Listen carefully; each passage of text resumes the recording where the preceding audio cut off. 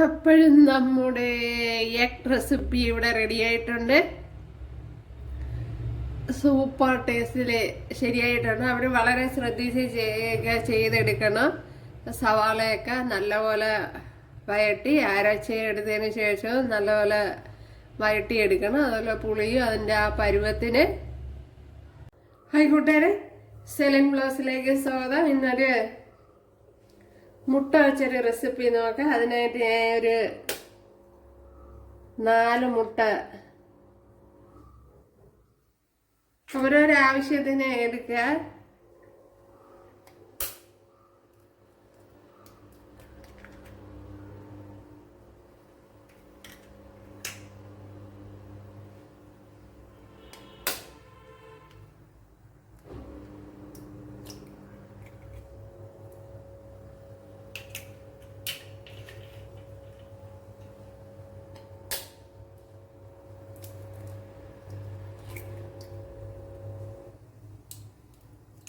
ഒരു 4 മുട്ട ഇവിടെ പൊട്ടിച്ച് ഒഴിച്ചിട്ടുണ്ട് ഉണ്ടല്ലോ. ഇതിലേക്ക് ഇനി ശകലം ഉപ്പിട്ട് കൊടുക്കാം. എന്നിട്ട് 1/4 ടീസ്പൂൺ മഞ്ഞൾപ്പൊടി, ഒരു 1/4 ടീസ്പൂൺ കുരുമുളക് പൊടി ഇത്രയും ഇട്ട് കൊടുത്തൊന്ന് നല്ലപോലെ ഒന്ന് ബീറ്റ് ചെയ്തെടുക്കാം.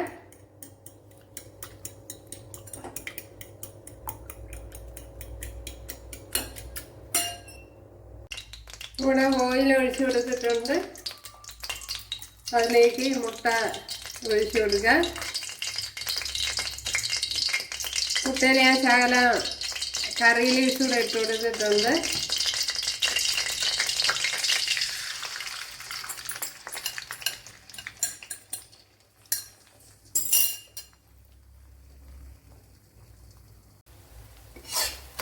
ഇവിടെ മുട്ടയൊന്ന് സ്ക്രാമ്പിൾ ചെയ്തെടുക്കാം. ഇതുപോലെ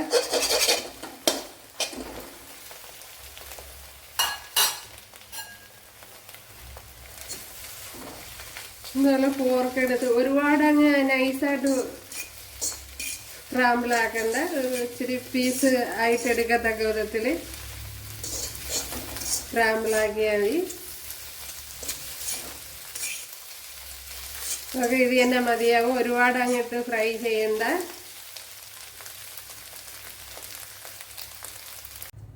ഇവിടെ 1 ടേബിൾ സ്പൂൺ വെളിച്ചെണ്ണ ഒഴിച്ചു കൊടുക്കുന്നുണ്ട്. അതുപോലെ ഓയിലൊക്കെ ഓരോരോ താല്പര്യത്തിന് എടുക്കുക.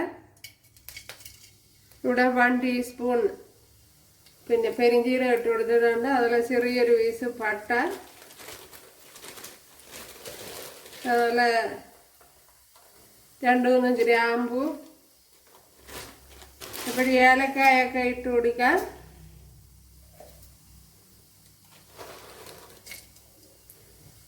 ഇനി ഇതിലേക്ക്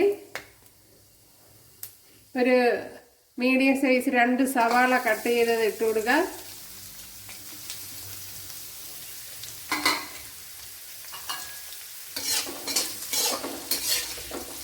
ഇനി ഇതിലേക്ക് ശകലം ഉപ്പിട്ട് കൊടുക്കുക. സവാള പെട്ടെന്നൊന്ന് വഴണ്ടി കിട്ടാൻ വേണ്ടിയാണ് ശകലം ഉപ്പിട്ട് കൊടുക്കുക.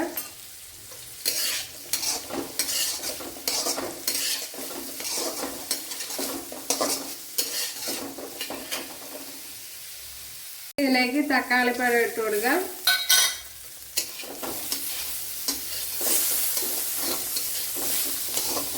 ഒരു സവാള കുറേയേറെ വെന്തതിന് ശേഷമാണ് തക്കാളിപ്പഴം ഇട്ട് കൊടുത്തത്.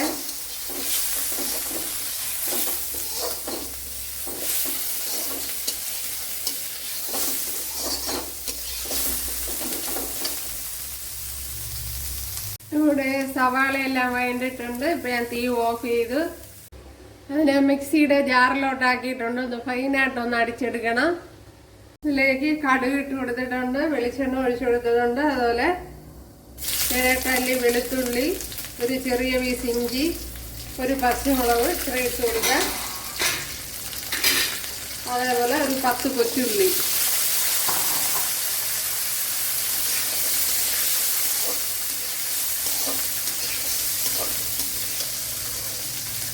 ഇത്രയൊന്ന് വഴറ്റിയെടുക്കണം.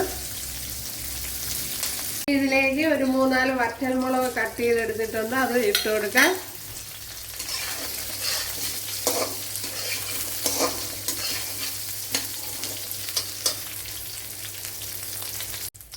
ഇതിലേക്ക് ഇനി അരച്ചു വെച്ചിരിക്കുന്ന അരപ്പ് ഒഴിച്ചു കൊടുക്കാം.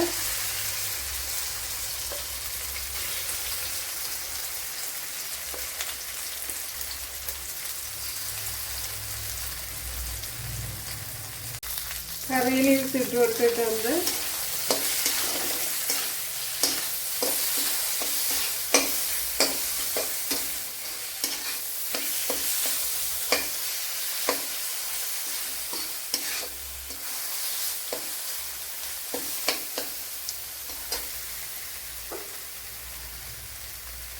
ഇനി ഇതിലേക്ക് പൊടി ഐറ്റങ്ങളൊക്കെ ഇട്ട് കൊടുക്കാം. കുറച്ചുകൂടെ ഇതൊന്ന് ഇതിൻ്റെ പച്ച മാറ്റിയിടുക.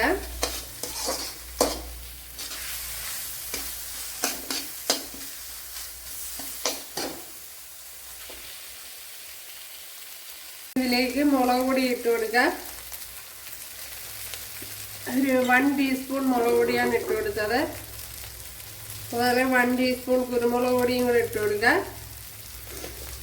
ശകലം മഞ്ഞൾപ്പൊടി ഇട്ട് കൊടുക്കുക.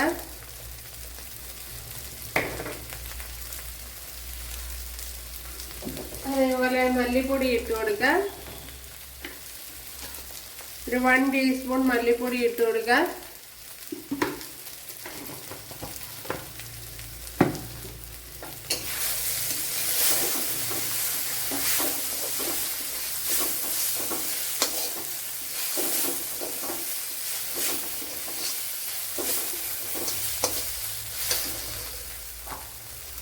ഇതിലേക്ക് ശകലം പുളിവെള്ളം ഒഴിച്ചു കൊടുക്കാം.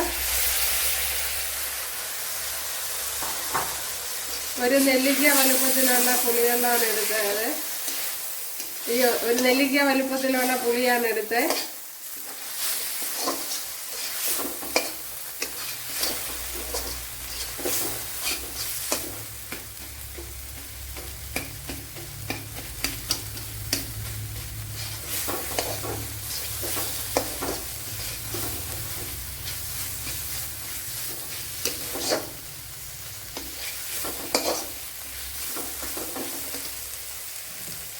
അരപ്പെല്ലാം കൂടെ ഒന്ന് അതിൻ്റെ പച്ച ചുവയൊക്കെ ഒന്ന് മാറിക്കിട്ട് കുറച്ച് വെള്ളം ഒന്ന് ഒഴിച്ചു കൊടുക്കുക.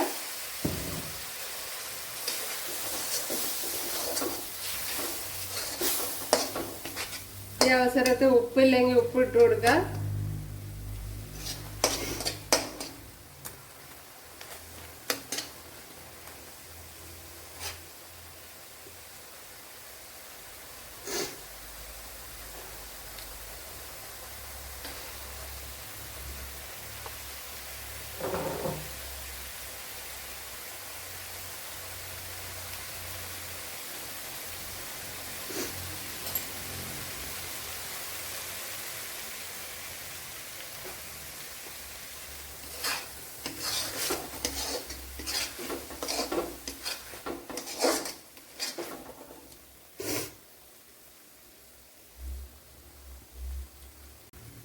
എല്ലാം വെന്ത് ഉടഞ്ഞിട്ടുണ്ട്. ഇനി ഇതിലേക്ക് ഈ മുട്ട സ്ക്രാമ്പിൾ ചെയ്തത് ഇട്ട് കൊടുക്കാം.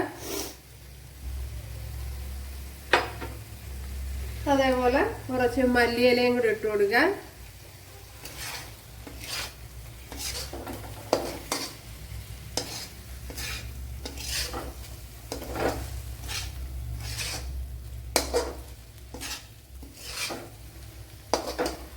ഇപ്പോഴും നമുക്ക് മീനൊക്കെ ഇല്ലാത്തപ്പോൾ ഇങ്ങനെ ഒരു റെസിപ്പി തയ്യാറാക്കിയാൽ ചോറ് തീരുന്നത് അറിയൂല.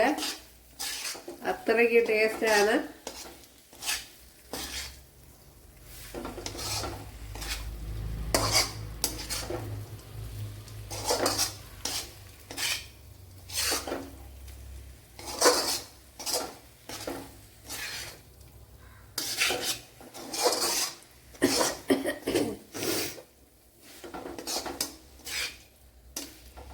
ഒരു സൂപ്പർ ടേസ്റ്റ് ആയിട്ടുള്ള ഒരു റെസിപ്പിയാണ്.